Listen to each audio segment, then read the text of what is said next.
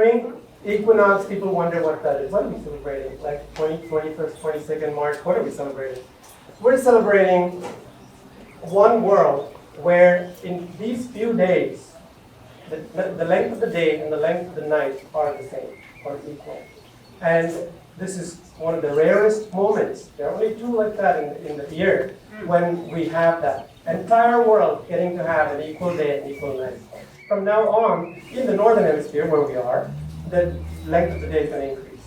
And that warms the soil, that melts the ice and the snow, that flows the water, that feeds the seeds, that germinate, then they become seedlings and they bloom and blossom. And then they turn into vegetables and fruits and feed all of us.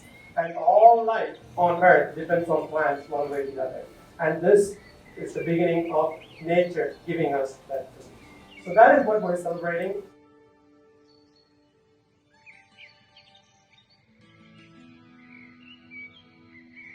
EC Farm is an urban farm in East Boston, and it creates spaces like what you see here, which is little lots that are available in a city that are undeveloped or underdeveloped or abused or underused, that we have taken on and converted into community spaces that are green and open and available for the community to access and to grow food together in.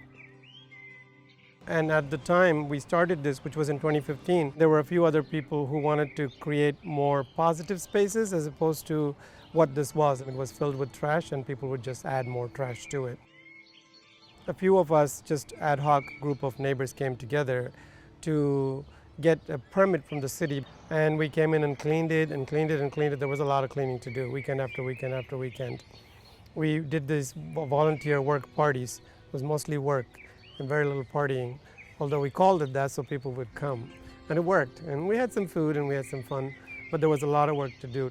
Eventually, through a community process, we came to acquire this land, and now we own this and the other piece of land where we have our geothermal greenhouse.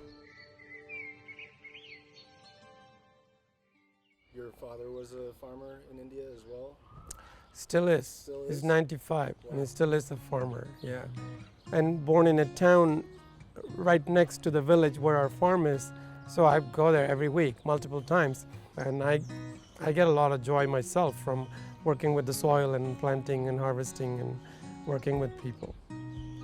I came to Boston through a very long route, but staying here and doing this work was a big transition for me. That's a much bigger transition than the geographical movement. I was in technology and I studied some climate science for some reason and wanted to do something. I tried a lot of things, but eventually this seemed like the right thing because this connects with people in the here and now, addressing food security, creating educational spaces, and along the way you're creating spaces for connecting and for conversations about longer term issues like climate. Well, identity of East Boston is changing. However, it remains majority Latinx, majority working class, majority immigrant neighborhood as of now. A lot of the people in East Boston are from agrarian civilization, agrarian background. So they know this, they want to do this, they take joy in working with the soil and growing things. So you'll see that their grandmothers with their grandchildren showing their grandchildren how to plant a chili plant or how to harvest tomatoes, how to prune plants. You'll see that joyful connection across generations that happen here for the people who live here.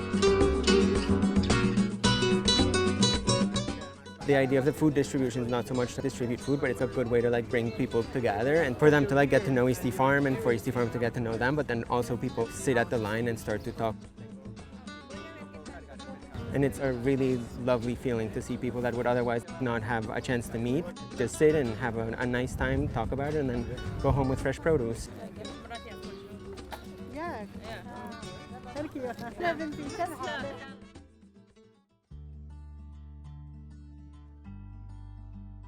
One line of work that we've always considered serious and high priority is working with young people. So we've been doing education with schools in the neighborhood for a long time. And one school we interact with and do education work at, environmental, experiential kind of education work with, is Donald McKay. And so they were asking, how come we're only doing this in the spring and the fall? So they were asking what they can do in the winter, and my first response was not much, because the land wants to sleep and we got to respect that. But they kept asking, and later during COVID, when the state put out a grant called the Food Security Infrastructure Grant, we thought about it again. It's like, what can we do with this money if we apply for this grant? Maybe what we should do is to answer the students' request, which is to do something in the winter in a space where plants are growing. So that's where the idea for the greenhouse came. And building it was a pretty challenging job, and we wanted something that is durable for the long term, because we're creating something in an environmental justice, climate justice community, which tends to be not so resourced. We wanted to make sure that it would be durable for several decades.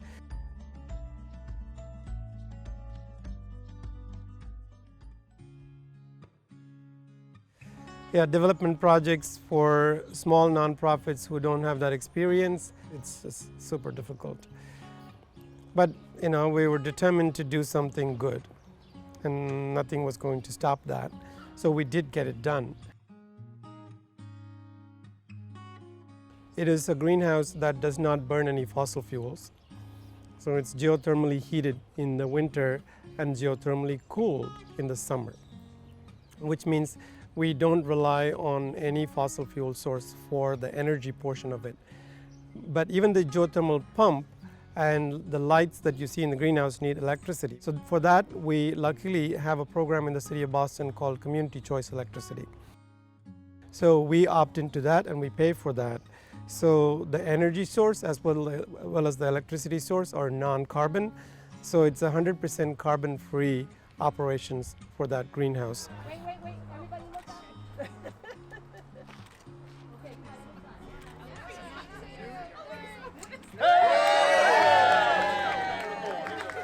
Cut the ribbon, as it were. Yeah, we didn't actually have a ribbon, as you know. We had a raspberry vine. So when the mayor cut it, we had 2 raspberry vines. So it was a constructive cut, not a destructive cut.